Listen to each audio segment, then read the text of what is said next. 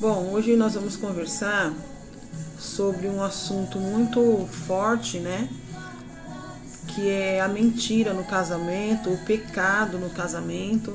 Nós temos que ter um estilo de vida santo e não um estilo de vida profano, né? Onde o pecado reina. Não, nós temos que viver uma vida cristã, onde a palavra de Deus reina na nossa casa, né? Onde o Espírito Santo se faça presente na nossa vida, porque o pecado, ele nos afasta de Deus, né? Temos que viver uma vida santa, onde a mentira não pode ter espaço, ela não pode ter espaço num casamento.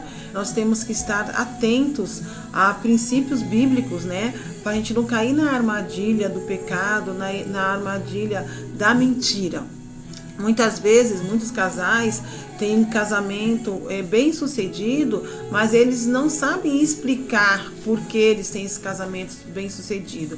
Mas, com certeza, eles seguem regras bíblicas, eles seguem propósitos bíblicos, né? Princípios, principalmente princípios bíblicos. Para a gente ter um estilo de vida santa, a gente tem que seguir a palavra, né?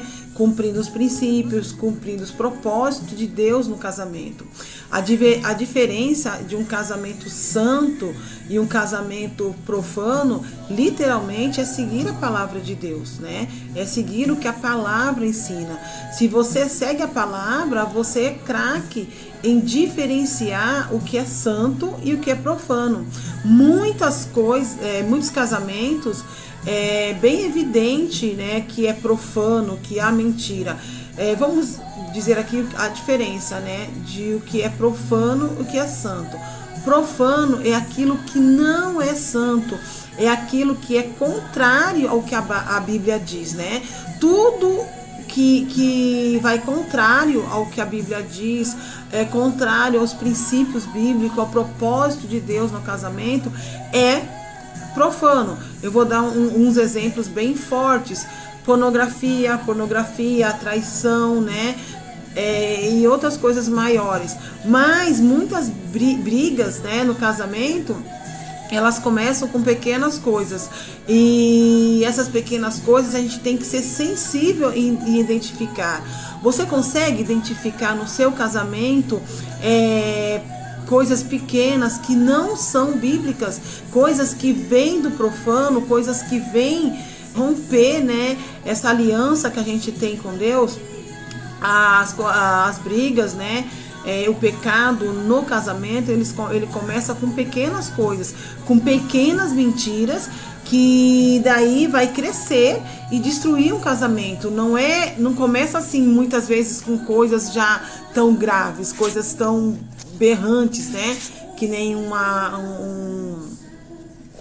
pornografia. Elas começam com coisinhas pequenas, e dessas coisinhas pequenas se tornam coisas graves, um casamento regrado de mentira, de traição, de esconder as coisas do marido, do cônjuge, né, do marido, da esposa. Ele não segue a palavra de Deus, porque a palavra de Deus diz que vocês são uma só carne, né? Vocês têm que compartilhar tudo, e aonde há coisas escondidas, há pecado. Vocês, o casal, eles têm que compartilhar tudo. E a mentira, ela é o pano nem de fundo, é o pano de frente, onde esconde tudo, né, que está escondido. E o pecado, onde tem algo escondido, com certeza é pecado. Entendeu? Então, quando o cônjuge está escondendo, por exemplo, colocando senha no celular, escondendo quando vai falar com alguém no celular, no telefone, né? Levanta e sai para o outro cônjuge não escutar a conversa. Eu vou sair, mas não fala para onde. Gastou dinheiro em alguma coisa e não fala o que. Saiu do trabalho e foi para algum lugar e não comunicou o seu cônjuge. Então, começa com coisas pequenas, mas daí para algo muito grande é muito perigoso. Esconder amizades, por exemplo, tem alguma amizade no trabalho, e aquela amizade vai aumentando ali, né, por causa do ambiente do trabalho, e aí a pessoa começa a esconder que tem essa amizade no trabalho. Essa amizade futuramente pode virar uma traição. Então, muitas coisas no casamento que se tornam algo grande, né, algo grave, começou com pequenas mentiras, começou com coisas pequenas. Então a gente tem que ser sensível a identificar essas coisas, identificar aonde tem pequenas rachaduras, pequenas brechas para a gente resolver. E como a gente deve resolver isso? Como a gente deve resolver esses pecados, né? Essas brechas no casamento. Primeiro, com muita compreensão. Sente-se com seu cônjuge e com muita compreensão, com muito carinho, exponha esses problemas. Se você está vendo, né, que o seu cônjuge está caindo nessa mentira, né, do pecado, nessa mentira que o inimigo está colocando ele tem que expor, ele tem que conversar. Então você seja a pessoa que vai dar o primeiro passo, né? Senta, chama ele para conversar, chama ela para conversar, exponha o que você está vendo ali acontecer, né? Converse sim sobre os assuntos, né? Sem alterar a voz, sem aspereza, com muita compreensão. Ajude-o a resolver esse problema, né? Para que o seu cônjuge se arrependa. E se for você que está sentindo que está acontecendo algo com você, que você quer confessar para o seu cônjuge, chame ele para resolver isso. Se arrependa, libere perdão, confesse o seu pecado, né? Lá em Romanos 6:1 diz assim, ó: pois quando morremos com Cristo, fomos libertos do poder do pecado. Então, o pecado, ele quebra nosso relacionamento com Deus e quebra também o nosso relacionamento com o nosso cônjuge, né? O pecado, ele é o contrário do nosso relacionamento com Deus. Então, ele é profano. Lembra que a gente falou lá no começo sobre o que é santo e o que é profano? Se for um caso muito grave de algo que já você não conseguiu identificar no começo e já se transformou num pecado muito grave, chame, né, ajuda, peça ajuda para os seus pastores. Vou dar um conselho: nunca peça ajuda para a pessoa que está pior que você. Por exemplo, nunca peça ajuda para uma pessoa, para um casal que seja separado, que está com o casamento destruído, né? Que senão ela não vai te ajudar. Então, o mais correto é você chamar os seus pastores, conversar e junto com seus pastores chamar o seu cônjuge para ter essa conversa, né? Para que seus pastores te ajudem vocês. Se arrependa de todo o pecado. Lá em 1 João 1:9 diz assim, ó: mas se confessarmos nosso pecado, ele é fiel e justo para perdoar nossos pecados e nos purificar de toda justiça. Então, quando a gente se arrepende dos nossos pecados, a gente consegue renovar nossa aliança com Deus, essa aliança que foi quebrada por causa desse pecado.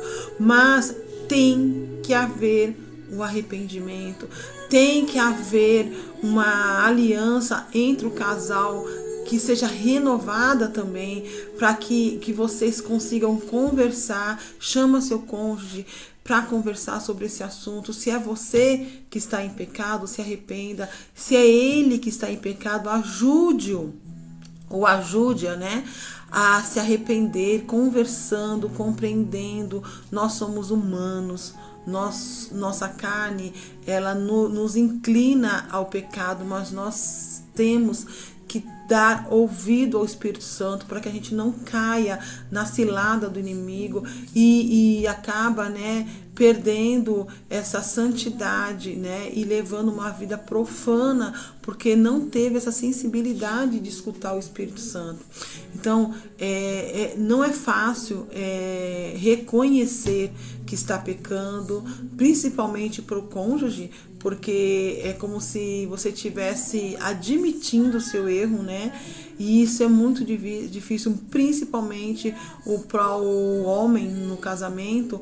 Eles têm assim, né, aquela dificuldade de se arrepender, dificuldade de pedir perdão, né? Então a gente tem que, nós mulheres, né, nós esposas, temos que ter essa sensibilidade e ajudar sim o nosso cônjuge, porque se ele está em dificuldade, nós somos ajudadoras, né? Lembra que diz lá também na Bíblia, que, né, em Gênesis, que a mulher, ela foi feita para ser ajudadora do seu marido, e é nessas horas que você tem que mostrar que é uma pessoa cristã, que você segue a palavra, que você é obediente a Deus e quer que o propósito de Deus no seu casamento seja real, né? Que seu casamento seja abençoado e que a palavra de Deus seja firme no seu casamento, seja real no seu casamento.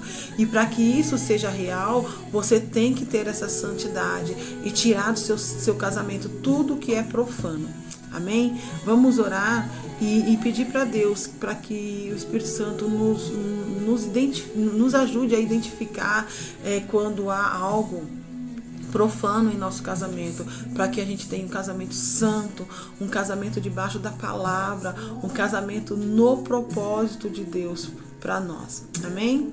Senhor, nós queremos te dar graças por esse tempo, te pedir, Pai, para que o Senhor nos ajude, Senhor, a ter essa sensibilidade com o Espírito Santo, ouvir a voz do Espírito Santo, Deus, para que a gente possa identificar esses problemas, esses erros, esses pecados em nosso casamento, Deus. Ajude todas aquelas pessoas, todas aquelas mulheres que têm, Pai, tem esse propósito, Deus, de ter uma família santa, uma família bendita no Senhor. E nós te damos graças, Senhor, porque o Senhor nos ajuda sempre em sua palavra. Em nome de Jesus. Amém. Amém? Tá bom?